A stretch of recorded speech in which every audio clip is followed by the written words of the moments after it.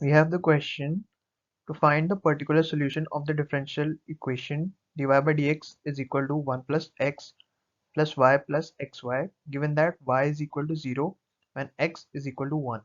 So let's solve this.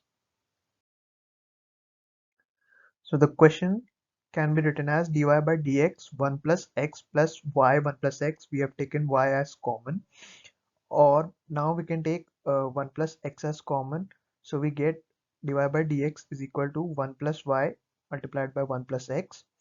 Now sending dy 1 plus y to the bottom here and dx here. So we get dy upon 1 plus y is equal to 1 plus x dx.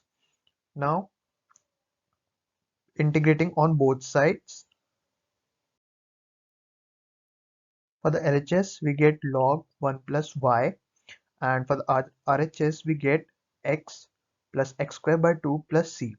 We were given the conditions that where x is equal to 1, y is equal to 0. So putting these conditions in the equation, so log 1 plus 0 is equal to 1 plus 1 by 2 plus c. So log 1 is basically 0.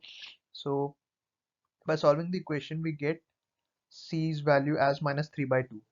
So by putting the equation we get the particular solution as log 1 plus y is equal to x square by 2 plus x minus 3 by 2, or the answer can be expressed as log 1 plus y is equal to x square plus 2x plus 3 minus 3 by 2. This is basically log base e.